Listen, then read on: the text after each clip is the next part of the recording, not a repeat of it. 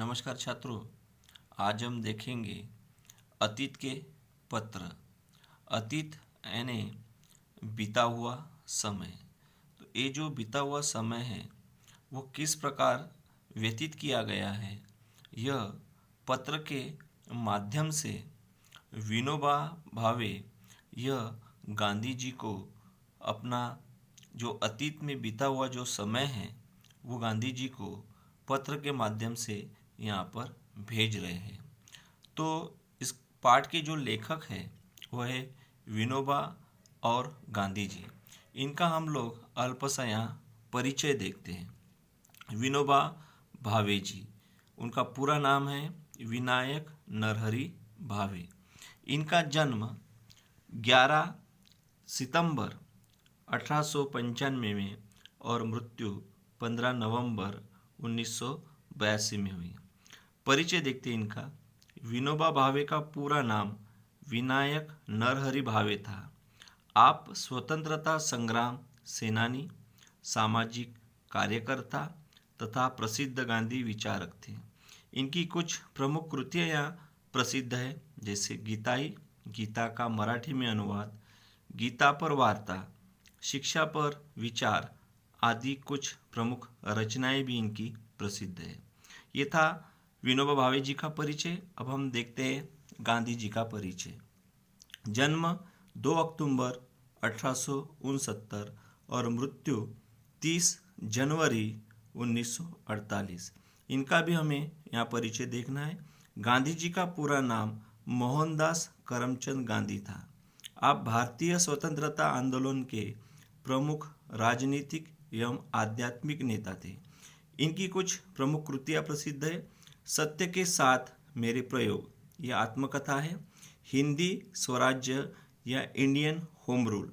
इनके अतिरिक्त लगभग प्रत्येक दिन अनेक व्यक्तियों और समाचार पत्रों के लिए लेखन कार्य यह करते थे। ये था इनका परिचय। अब हम देखते हैं गद्य संबंधी।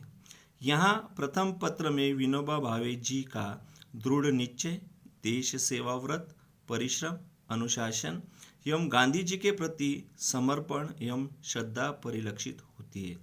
यहाँ पर उन्होंने गद्य में ये बताया गया कि विनोबा भावे किस प्रकार दृढ़ निश्चयी थे, उनके इसमें देश सेवा कैसी थी, वो किस प्रकार से परिश्रम करते थे और वे किस प्रकार अनुशासन में रहते थे और गांधी जी के प्रति उन्होंने सब कुछ समर्पित कर दिया था, ये यहाँ पर परिलक्षित होती है।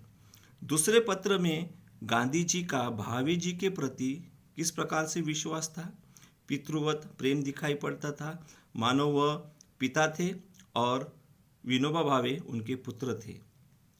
पत्रों से विविध मानवीय मूल्यों को अपनाने की प्रेरणा यहाँ पर प्राप्त होती है। ये था गद्य संबंधी। अब हम देखते हैं पाठ्यांश को।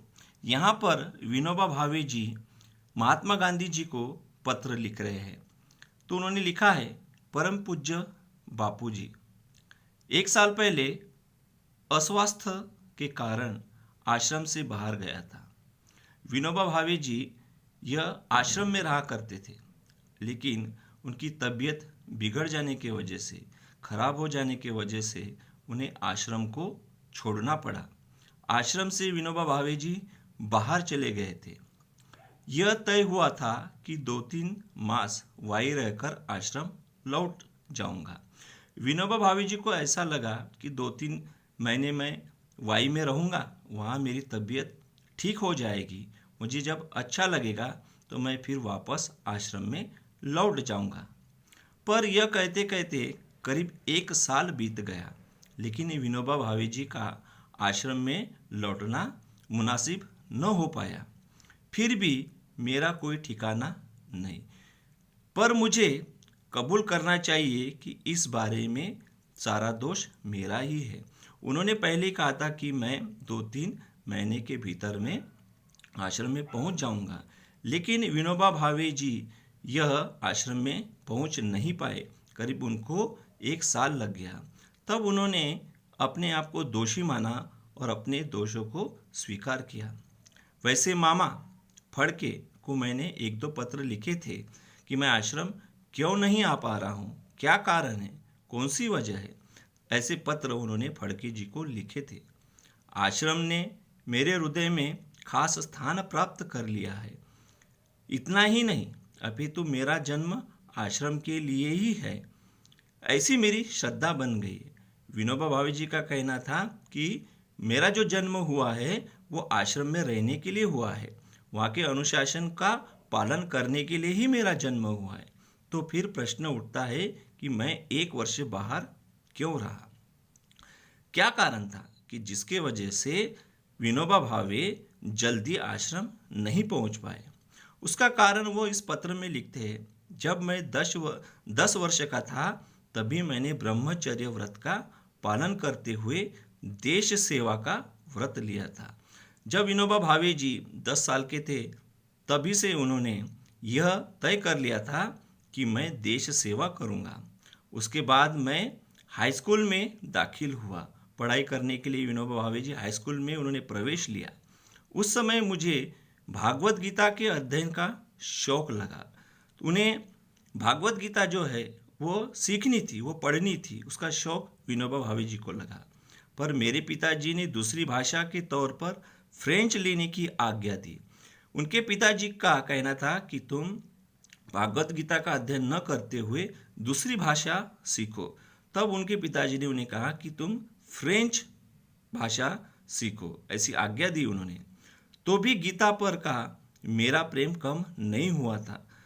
तो विनोबा भावे जी का गीता के ऊपर का प्रेम वहाँ कम नहीं हुआ और तभी से मैंने घर पर ही खुद ब खुद संस्कृत का अभ्यास शुरू कर दिया था। घर पर ही विनोबा भावे जी संस्कृत पढ़ा करते थे, गीता पढ़ा करते थे। मैं आपकी आज्ञा लेकर आश्रम में दाखिल हुआ, पर उसी समय वेदांत का अभ्यास करने का अच्छा मौका हाथ लगा।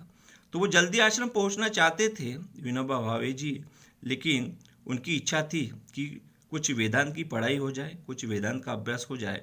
एक मौका उनके हाथ में लगा तो वो वेदांत की पढ़ाई करने के लिए वहाँ लग गए। तो उन्हें पहुँचने में देरी क्यों लगी, उसका संपूर्ण विस्तार वो इस पत्र के माध्यम से गांधी जी को लिख रहे थे। आगे क्या हुआ, वो क्या कहना चाहते थे, हम लोग अगले वीडियो में देखेंगे। धन्यवाद।